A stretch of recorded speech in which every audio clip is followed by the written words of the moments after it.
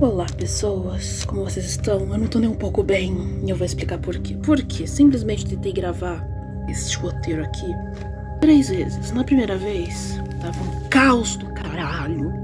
Aí mesmo assim eu fui até o fim. Aí depois eu precisei gravar a tela, passar pro PC e tudo mais, porque ali ia cortar os silêncios automaticamente, já ia facilitar pra mim. Só que o que aconteceu? Na hora que eu fui pra editar o vídeo, eu descobri, né, porque desgraça porra bobagem, que eu perdi 2 horas, praticamente. Porque no único dia 2 áudios deram muito errado quando eu tentei gravar. Então assim, se tem uma coisa que eu entendo, é de tudo dando errado. Nossa senhora, como eu entendo. Mas voltando aqui. Aí o que aconteceu? Tive que regravar não só esse áudio, como o outro, que já tá pra editar bonitinho. E o que aconteceu? O outro não tá tão bom quanto o primeiro, como ficou. Mas pelo menos ele ficou pronto. Quanto que o outro vídeo, cara. Ai, que vontade de chorar, sabe? Porque eu tentei regravar, deu errado. Aí eu resolvi ter a brilhante ideia de fazer. Vamos regravar hoje que a gente tá com tempo de sobra. Ok, fizemos isso. Ok, eu gostei. 1 hora. E quando eu fui ver, não tinha gravado porra nenhuma. Sabe assim? Nem 1 minuto. Tipo, no caso, gravou os 10 primeiros segundos. Depois só ficou absolutamente sem som. Então assim, se tem uma coisa que eu estou tendo, é um verdadeiro caos. Sabe? Meu Deus do céu. Então não tá sendo nem um pouco fácil, né? Fazer isso. Ainda mais pelo que 3ª vez, né? Mas a gente precisa, porque pra eu gravar o episódio 4, eu preciso ter do 3. Só que, e se a gente gravar 1 trilhão de vezes o 3 e ele nunca funcionar, né? Aí temos um grande problema. Mas eu vou tentar fazer isso da melhor forma possível. Mas antes, depois de verem todo esse desabafo, que eu estou quase chorando de raiva, e ainda vamos falar de assuntos sensíveis. E que assuntos são esses? Suicídio, ansiedade e depressão. Se você tem isso também, isso me refiro porque eu tenho ansiedade, não assista esse vídeo. Só não assiste. Vai ver outro vídeo. Seja de outro canal ou do meu. Só vai ver outro, tá? Porque isso aqui não é pra você. Você não vai gostar. Você não vai se sentir bem. Vai ser só um gatilho atrás do outro. E eu vou evitar comentar muito, né? Mas já vou dando spoiler aqui pra vocês, que eu achei tudo uma porcaria. As cabeças voadoras, que é o tema desse vídeo e desse episódio, são horríveis, são ridículos, me fizeram mais rir do que realmente sentir medo ou algo do tipo grotesco. Então, foi um episódio que eu só senti gastura de assistir, que só me deixaram triste pelas perdas que eu tive, tanto de artistas quanto de pessoas que eu amava, né? Não que eu não amava os artistas, só que de pessoas que eu realmente conhecia, de convivência, né? E assim, só foi horrível, tá? Só foi horrível. E no final desse episódio, nos pós-créditos, eu percebi que todo final de episódio dá um spoiler pro próximo, com essas mensagens desse cara esquisito falando, né? E aí quando eu me liguei disso, tanto pelas ilustrações quanto pela forma como o cara fala, eu entendi o que ele tava querendo dizer. E aí quando eu entendi, também só foi depois desse episódio específico, que é esse que eu vou contar pra vocês, tudo fez sentido pra mim. E aí eu falei, vou ficar mais atento nos próximos. Bora lá. É mostrado uma janela e um som de violino, uma menina mandando a tal de Kazuko abrir a janela, que tá fechada na cortina. Aí a Kazuko, por sua vez, tá encolhida na frente da escrivaninha, falando que não vai cair nessa. E no caso, alguém tá cutucando na janela e tá dizendo que a comida já deve ter acabado e que ela vai acabar morrendo de fome dentro do quarto. Daí, a Kazuko suspira e se encolhe, e é mostrado o que aconteceu 1 mês antes. Uma mulher se enforcou, tá escorrendo um líquido branco do corpo dela, e ela tava do lado de uma janela do último andar. Aí, um monte de gente reunida ficou olhando o prédio, alguns chorando, e a repórter conta que a jovem Terumi Fujino, de 17 anos, se pendurou no fio de alta tensão, e a repórter tá extremamente chocada. Aí, aquela jovem que cometeu suicídio me lembrou a idol do episódio do sorvete do pai e do filho. que se comprova quando é dito que ela não deixou uma carta de despedida, mas estava sofrendo de ansiedade por conta da fama. Aí mostra então a reportagem que me lembrava que o pai e o filho sorvete assistiram e que imaginei que seria importante aquela história, mas no final, naquele episódio específico não foi, mas nesse foi. E a tal da Terumi Fujino era cantora e influenciadora. E aí a Kazuko estava assistindo aquela reportagem na TV. E era a mesma reportagem que o pai e o filho sorvete assistiram no outro episódio. E ela estava assistindo junto com a mãe dela. E eles ficam completamente chocadas. Por quê? Porque a Kazuko naquela hora começa a chorar e tudo mais. E aí mostrando na parede que elas eram amigas, não apenas elas, mas elas eram um grupo de 4 amigas, né, na época da escola. E no caso elas ainda estavam, né, estudando e tudo mais. Aí um monte de fãs, todos homens, começam a chorar do lado de fora do velório. Aí mostram a foto dela e a placa em japonês escrito "Mulher verdadeira de coração gentil e luz misericordiosa".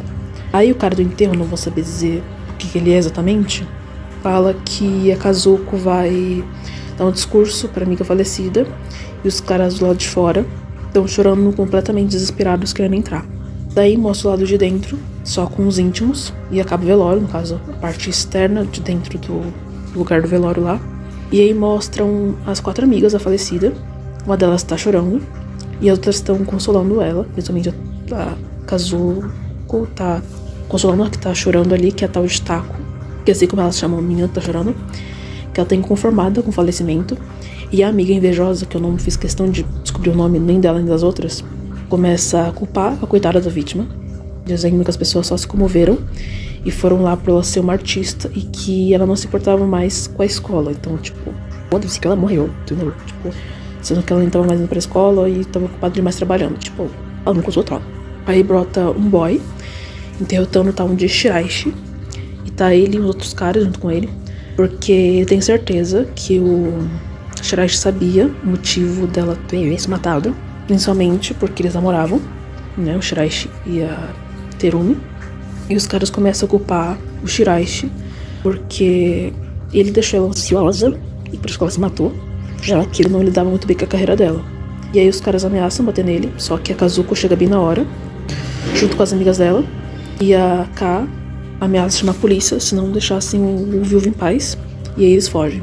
Daí a K pergunta pro Shi se ele tá bem, e ele fala que tá, mas não levanta nem sai do lugar.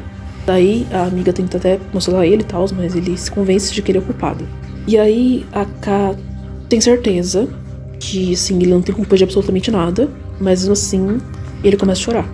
Daí mostram que se passaram 2 semanas do ocorrido, só que são 2 semanas antes da Kazuko presa no quarto. Daí, nesse momento, eu não senti medo, só tristeza pela personagem e raiva pelos fãs procurando o culpado pelo ocorrido. E como passei por algo recente, com o modo que eu gostava, me deixa ainda mais sensível. Ainda mais uma gente, tipo, procurando o culpado pelo acontecimento lá.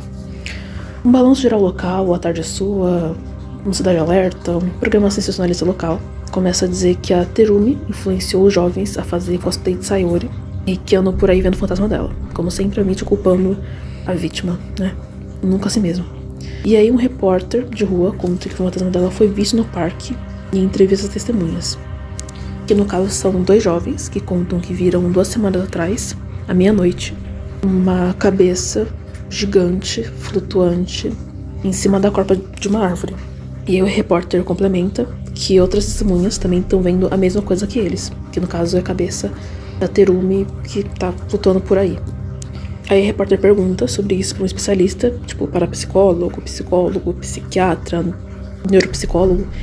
E ele diz que as pessoas só estão traumatizadas e instabilizadas com a perda recente, a tristeza da perda de um ídolo que causa esse surto coletivo.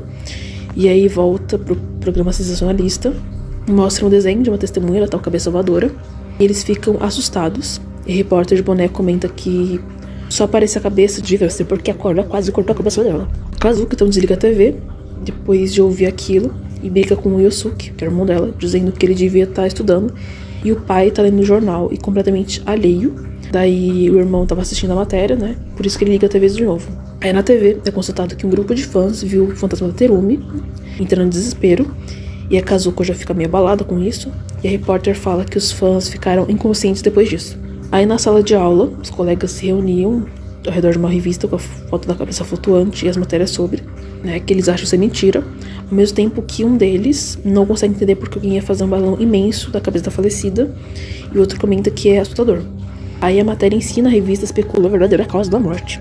Aí a Kazuko sai de perto para não ouvir sobre esse assunto de novo, e no corredor os outros alunos comentam da fantasma. Aí a K vai até o Shi, né, o viúvo, e reclama que ninguém respeita mais a falecida, nem a mídia. Aí o Shi comenta que a cabeça sobrevoou a casa dele e ficou olhando diretamente pra ele com um olhar vazio. E isso choca a K, que não acredita, e ele fica pistola, que ela não acreditou, e fala que se ele ver de novo, ele vai ligar pra ela ver.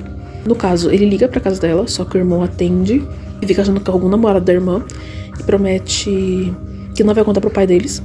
Ela fica meio pistola, mas ela atende e descobre que é ele. E ele avisa que a Terumi tá indo pro norte e que tá indo pro templo. Daí ela sai correndo de lá, ela chega, não encontra ele, só encontra o telefone público vazio. Só que quando ela olha pra cima, a cabeça voadora da Terumi tá ali, tá encarando ela. Aí ela fica horrorizada e sai correndo. Nisso, ela vê o Shi em cima de uma árvore, mais especificamente em cima de um galho, tentando alcançar a amada, né, a cabeça voadora da Terumi. E ela até tenta alertar que ele tá prestes a cair, que tem uma corda chegando. Só que a corda pega ele e ela descobre que a corda que pegou ele era da cabeça gigante dele próprio, que começa a beijar a namorada enquanto ele tá balançando igual um boneco de pano. Nessa hora, eu ri do quanto essa cena foi completamente ridícula, apesar de que tem no mangá, que eu pesquisei, porque eu precisei, porque nem todas as cenas eu achei pra ilustrar, então eu tive que pegar a cena de mangá pra poder mostrar quem é quem. E assim, completamente inferior ao mangá, definitivamente. E aí a Kazuko surta com isso, e não vai ser a primeira vez. Ninguém acredita na K, no caso as amigas dela, quando ela explica sobre, até que elas veem no céu as 4 cabeças, que elas descobrem que eram delas, e não só isso, como essas cabeças decidem atacar elas. Aí 2 são pegas na hora, a Tako e a invejosa lá que eu falei, enquanto que a Milp e a K, elas conseguem se abaixar na hora e correm pra um beco pra poder se esconder. E foi o único susto que eu tive nesse episódio inteiro, porque a cabeça da Milp aparece no vão, assim, da viela, pra dar um jumpscare. E aí as duas começam a gritar, pedindo socorro, essas coisas. E aí um cara aparece na janela e, sei lá, ele tira aquilo do cu dele, sei lá. Ele pega uma besta, uma arma tipo da Ada Wong do Resident Evil 6. E ele atira na cabeça flutuante da Milp. Só que quando ele faz isso, o balão esvazia, lógico, só que ao mesmo tempo a cabeça da Milp, que nem boneca voodoo, também esvazia. E aí a K surta de novo e sai correndo. Aí quando ela chega em casa, ela vê a cabeça dos pais dela e do irmão, desvia e entra em casa. E aí os repórteres dizem pra ninguém sair de casa, e se fizer isso, que saísse de carro pra evitar ser pego, né? Só que aí que temos muitas aulas de burrice, porque o repórter de rua, aquele que entrevistou as testemunhas, ele vai pro lugar mais alto da cidade, junto com o cinegrafista, pra mostrar aquelas cabeças voadoras. E é lógico que isso acontece. As cabeças pegam eles, enquanto eles estão filmando tudo.